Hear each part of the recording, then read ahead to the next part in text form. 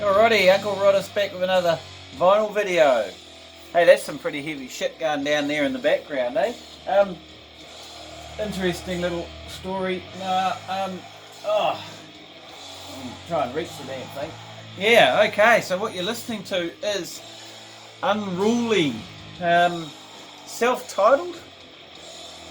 Yes. This is their first LP on Sludge Lord Records. So doom, sludgy. Now the question is this metal or is it punk? This band I happened to see at a punk fest just recently. So yeah, it's an interesting question. Sort of blurs the line between the two musics. So I'd seen this record come up on Bandcamp. Again, I think Chris Walker had bought a copy, and I'd noticed, and I had a quick listen very quickly. Now, doom stuff, the concept I really like, but generally I don't find I enjoy most of it. It's just a bit too dense and not a lot of melody perhaps, and sometimes the vocals can be pretty bad. You can hear this sort of low growly vocals in this, but these guys actually pull it off a bit better. So I had a quick listen to it on Bandcamp. Got to me, okay, I can hear what that is, and then kind of didn't think much more of it. And then they played at the gig, and I didn't even. There was about 6 bands playing that night. It was a weekend festival, but I only got to one night. And these guys played, and I was like, hey, wow, that was pretty cool. It was very slow, very heavy, 3-piece, and I realised who they were, and I had a quick look on the internet again, and then, they had copies of their record there, and I really enjoyed their live set, and bought this, and it has not hardly left my turntable. I am really, really impressed. So, Black Sabbath meets the Swans, maybe, but there's definitely a big Black Sabbath vibe, and there's some great low, slow melodies happening, and that's why I'm really attracted to it, and because especially the Black Sabbath angle. I spoke to the guy, the singer, guitarist guy, after the gig, after they were standing out near the merch table, after I'd already bought a copy of their record, and I said, I really enjoyed your set. I said, wow man, that was so slow. I said, it was so slow I thought the notes were going to fall down and hit the floor. Anyway, he had a laugh and he said, yeah mate, I said, I'm getting too old to play that really fast stuff. So yeah, really, really cool. Another gig I went to that same weekend, and these guys actually played also at the same punk fest, and then they did their own solo show just after that on the Sunday night. And this is called Dick Move. This is their first LP called Chop. They are an Auckland 5-piece punk band. They played at the Dark Room, and now I went along to the gig after I'd spoken to a guy at the Punk Fest the night before who'd played the night before that on the Friday night. As you can see, it's on this lovely yellowy vinyl, and he raved about how great they were live, and I think he was kind of taken with the lady singer a wee bit. Anyway, so I went into the gig with high expectations, and of course this is, well, there's a lot of songs on here, but it's a really short record, probably at less than 10 minutes a side almost, or 12 minutes. Get through it pretty quick. There's 13 songs all up, but most of them are they're all under 2 minutes each. So yeah, not a long record, but really nice, really cool, punky, post-punky kind of female vocal, really good. Yes, they were good live, but my expectations were higher than they could have been after talking to that guy. But yeah, I enjoyed that. So I've had a few Trade Me finds come in. This is only over the last month. Things are slowing down quite a bit, purchase-wise, although I do have quite a few coming in the mail. So Bessa and Prosser Volume 2, Forms Gestures. So I showed Bessa and Prosser's first record that I bought quite a while back, stumbled over it on in the shops. This is one of the New Zealand Composer Series editions. This one's from 1987. So the first LP that they put out together was really, really good. I really enjoyed it. What are they? Piano and violin. And it was quite experimental, classical with a touch of jazz and improvisation. Yeah, this one I do like too. I know someone else said they didn't enjoy it as much as the first one, but I think it's pretty cool.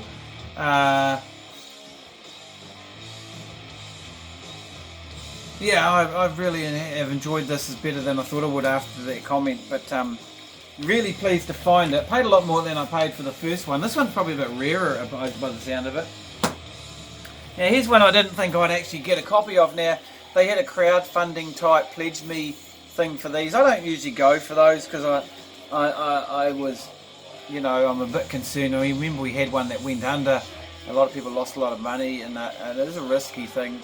That you are not going to get your money. Anyway, these guys put this out. They did a pledge me. I didn't jump on it at the time because, to be honest, a lot of these pledge me ones you can pick up a copy after it comes out. They usually print them more, but these guys in the end they didn't. They pledged.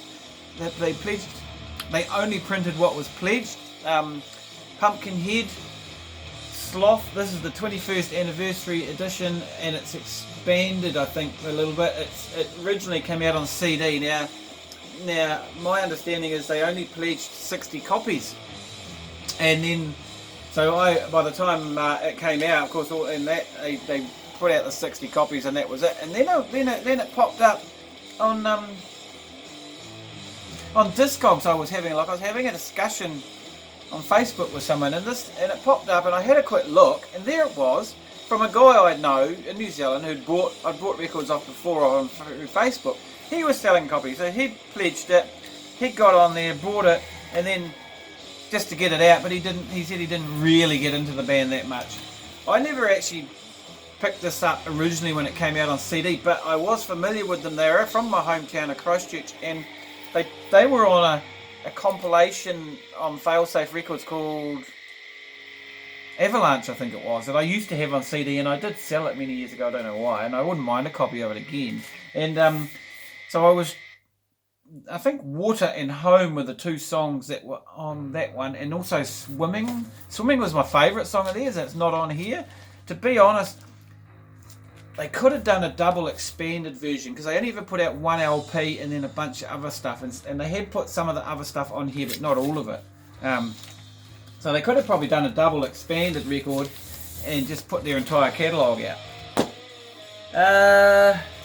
So a Bandcamp purchase. So I've discovered on Bandcamp how to look up vinyl releases. So by choosing a tag, and for instance New Zealand or New Zealand music or Christchurch music, it brings up all of the listings that are tagged with that information like that, and then you can select, once you've done that, you can then select what format you want, best-selling orders, blah blah blah. And so I've been discovering a bit of new music that I didn't know was around, and this was one of the ones I discovered. City of Souls. This is a brand new album that was actually only released this year, but I knew nothing about it. It's a double LP, Synesthesia. I think it's called. I really can't pronounce that very well. So, but yeah. So this is reasonably commercial rock for New Zealand. If people wanted to play decent New Zealand rock on their radio, on commercial radio, there's some reasonable tracks on here that they could play. This is kind of bombastic 90s sounding post-rock metal, progressive rock. I mean, I like it. I know a few people that don't, or at least one person that doesn't. I think something like Muse. I don't have a lot of Muse. I have one CD of theirs, but maybe that's sort of the, just to give you an indication. I reasonably like this. I've got another one of a similar sort of music coming. I'm waiting for them to send it out from Bandcamp. I was in town, so I went to see a gig. I went to a gig. I went to Don McGlashan gig on Thursday night, which was really good. But earlier in the day on Thursday, I had to go into town for urgent, pick up some gear urgently for work, so I don't often do that, but had to in this case.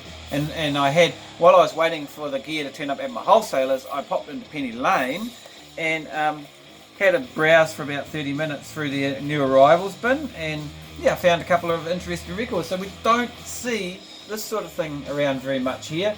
Harry Parch and John Cage. So New World Recordings, which was apparently a series of records that were brought out in the late 70s, of 78, I think this came out. There it is, 78. Recorded Anthology of American Music series, I understand, No.136. Yeah, so a bunch of Harry stuff from the 1950s, and then one piece that was recorded in 1973, and then the John Cage piano piece, part Music of Changes, which two pieces were parts 3 and 4. I believe were recorded around 1953. Yeah, 1953. Yeah, interesting record. So I grabbed that because, like I say, you do not see that, and I'm quite interested in that sort of thing in a small way. Yeah, it was good. The last part, the Harry Dreamer that remains at 10:27 on the last part on side 1. That was really cool. Yeah, I was aware of Harry, but I didn't really know his music very well. Not quite sure why it gets filed as classical. It's pretty out there sort of stuff. And I picked up another ECM. This one here, I actually need to give it a bit of a glue up because it's starting to come away on the things. But Double Image Dawn. This is another one I hadn't had ECM, so I picked that up as I always do. It's not bad, it's okay, it's not one of the best ECMs I've found, but I don't mind it. It's vibraphones, which is not my favourite sort of instrument when it comes to jazz. And then finally, I said I went to a gig on Thursday night, and I went out, I got to town a little bit early, and because I wanted to grab a bite to eat before we went to the gig, and after I had my Subway, I shot across to the local warehouse across the car park, which I don't normally, I do look in the warehouse. I think I said before, the warehouse sell a lot of mostly reissue stuff, mostly big commercial bands, the Zeppelins, AC/DCs, Metallicas, all that sort of stuff. It's all reissue stuff. Some of it's pretty pricey actually. For the warehouse, it used to be our bargain basement for CDs, but And I hardly ever buy anything from them, but I was really surprised to find a reissue copy of this. This is on the Zappa Records imprint from 2015. So I understand that, yeah, they reissued quite a lot of the catalogue on vinyl around that time. I think I picked up one other one of those. So, yeah, this is the gatefold version. And yeah, no, it sounds really, really good, actually. The pressing quality is really good, and the fidelity sounds really, really good. I don't have an original. I never have. I used to have many years ago, but I only have it on CD. And I've got a heap of Zappa CDs, and they're all the 93 CD on Ryko's versions, and they are not well liked. I understand there's a lot of they're not that well liked for their mastering, blah blah blah. I mean, Zappa did a lot of that himself before he passed away. I think did the preparation for those releases. He was hugely digital at that stage. I mean, he was right into digital. He was using digital recording techniques way before most people, back in the late 70s even. But yeah, great to. I haven't listened to this for a while, and it's great to revisit it. And it's a fantastic record. It is definitely up there in his top 10. Right, okay, so yep, that's me for now. That's so that's my purchases through pretty much October, and I have got at least 10 more records in the mail, which some are on pre-order, so they come out later this month, and some I'm just waiting on for them to get their shit together and send them to me. So that's me. Off to work. See you later.